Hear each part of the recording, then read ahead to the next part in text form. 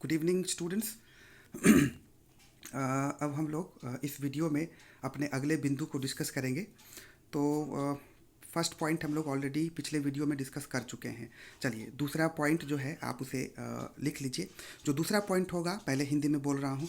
छात्र कल्याण के लिए प्रभावी सामाजिक नीतियों एवं योजनाओं का अभाव। छात्र कल्याण के लिए प्रभावी सामाजिक नीतियों एवं योजनाओं का अभाव, अंग्रेजी में भी लिख लीजिएगा। Lack of effective social policies and plannings for the welfare of the students. उम्मीद है कि आपने लिख लिया है। अब इसको एक्सप्लेन करना है। कैसे एक्सप्लेन करेंगे, क्या क्या इसके अंदर डालेंगे, उसे ध्यानपूर्वक सुनिए और उसको नोट डाउन भी करते चलिए।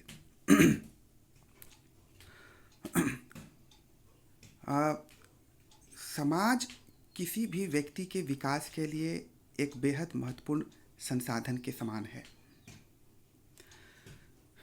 छात्र की अपेक्षाएं भी अपने समाज से विशिष्ट हैं। समाज में कई तरह के छात्र हैं और उनकी अपनी अपनी समस्याएं हैं, उनकी अपनी अपनी अपेक्षाएं हैं। यदि हम भारतीय समाज का अवलोकन करें, यदि हम भारतीय समाज के विभिन्न परिस्थितियों का अवलोकन करें और इसका अध्ययन करें, तो हमें यह ज्ञान स्पष्ट रूप से प्राप्त हो जाता है कि भारतीय समाज में विशेषकर छात्र के कल्याण के लिए जो प्रभावी सामाजिक नीतियाँ या योजनाओं की आवश्यकता पड़ती है, इसका विशेष अभाव देखने को मिलता है। यह बेहद महत्वपूर्ण है कि जो वैसे छात्र जो प्रतिभावान हैं किंतु ऐसे क्षेत्र से संबंध रखते हैं जहां उनको बहुत अधिक सुविधाएं तो मुहैया नहीं कराई जा सकती विभिन्न परिस्थितियों के कारण, तो वैसे छात्रों के लिए यह आवश्यक है कि समाज आगे आए और समाज उनके लिए कुछ विशेष कार्य करे। आवश्यकता इस बात की है कि समाज को अपने छात्रों के कल्याण के लिए कई तरह की नीतियों एवं योजनाओं का निर्माण करना चाहिए और इस कार्य पर विशेष रूप से ध्यान केंद्रित करनी चाहिए। आवश्यकता यदि पड़े तो समाज को चाहिए कि इसके लिए वो विशेष दिशा निर्देश या परामर्श भी प्राप्त करें ताकि वे छात्रों के कल्याण के लिए प्रभावी योजनाएं तैयार कर सकें। वैसे छात्र जो सक्षम हैं, वैसे छात्र जिनमें प्रतिभा है लेकिन विपरीत परिस्थितियों के कारण, दरिद्रता के कारण या विभिन्न सामाजिक पिछड़ेपन के कारण उन्हें अवसर नहीं मिल पाता, तो समाज ऐसे नीतियों का निर्माण करे, ऐसे योजनाओं का निर्माण करे कि समाज के सभी छात्र इन योजनाओं से, इन नीतियों से लाभान्वित हों और उन्हें विकास का समान अवसर प्राप्त हो सके। यदि समाज प्रभावी सामाजिक नीतियों और योजनाओं का निर्माण करने में सक्षम हो पाएगा और इनका संचालन समुचित ढंग से कर पाएगा, तो निश्चित रूप से छात्र लाभान्वित होंगे, उन्हें विकास के व्यापक अवसर प्राप्त होंगे जिसके कारण कि उनका असंतोष धीरे धीरे दूर हो जाएगा।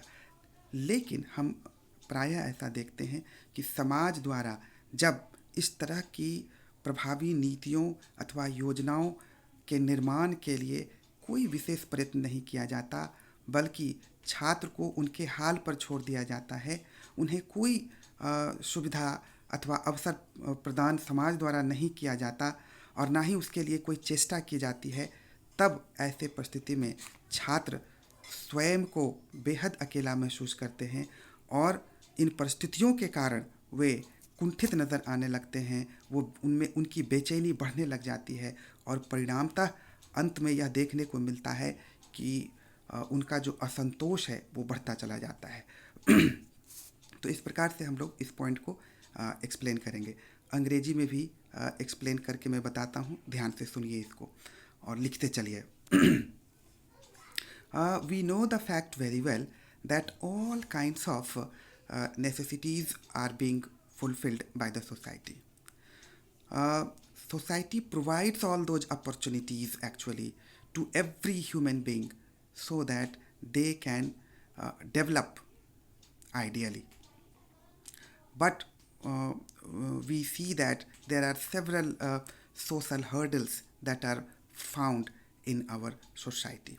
When we study the Indian social conditions, we find that in our society there are several such students who are really not having that much of resources, that much of opportunities if compared to the other students. So, uh, such students need specific attention from the society. Full stop. Society should try to make effective policies, effective plannings, so that several kinds of arrangements can be done for these students. These students should be provided several kinds of opportunities. These students can be provided financial assistance so that they can develop themselves, so that they can learn various skills as well. These students, when get all such assistance from the society, then their development take place very ideally. But when students feel that they are well enough capable, they have the talent, but due to the lack of resources, due to the lack of opportunities, they are not able to achieve their goal, then they become frustrated. And when they feel that their society is also not doing anything, when they feel their society is not taking care of all such things, they are not making any such policies or plannings, then they become frustrated, and as a result of which the the as a result of which their unrest increases tremendously, or you can say they cross the limit of unrest. So we can realize that how this specific point is responsible for for increasing students unrest. तो इस प्रकार से हम लोग इस point को describe कर सकते हैं और आप समझ सकते होंगे कि कैसे यह जो है छात्रों के असंतोष को विकसित करने में अपनी भूमिका निभाता है. चलिए अब हम लोग अगले पॉइंट की ओर आगे बढ़ते हैं, जो हमारा तीसरा पॉइंट होगा. नोट कीजिए, समाज के आदर्शों एवं नैतिक मूल्यों में ह्रास. समाज के आदर्शों एवं नैतिक मूल्यों में ह्रास. Deterioration of social ideals and moral values. चलिए इस पॉइंट को पहले मैं हिंदी में एक्सप्लेन करता हूँ, आप ध्यानपूर्वक सुनकर लिखिए इसको. यदि हम वर्तमान सामाजिक परिस्थितियों का अवलोकन करें तो हमें यह समझने में बड़ी आसानी हो जाती है कि आज जो सामाजिक आदर्श हैं, जो नैतिक मूल्य हैं समाज के, उसमें गिरावट देखने को मिलता है. यदि हम वैदिक काल, बौद्ध काल, इन कालखंडों का अवलोकन करें तो हमें यह ज्ञान प्राप्त होता है कि कैसे ईमानदारी, कर्तव्यनिष्ठता जैसे गुणों को विशेष महत्व दिया जाता था और इन गुणों को सर्वोपरि समझा जाता था. लेकिन वर्तमान समय में जिन आदर्शों और मूल्यों का, नैतिक मूल्यों का पालन समाज कर रहा है, कहीं ना कहीं उसमें अद्भुत गिरावट देखने को मिल रही है. आज हम देखते हैं कि समाज में वैसे व्यक्ति जो भ्रष्ट प्रवृत्ति के हैं, जो छल प्रपंच करना जानते हैं, जिनका नैतिक पतन हो चुका है,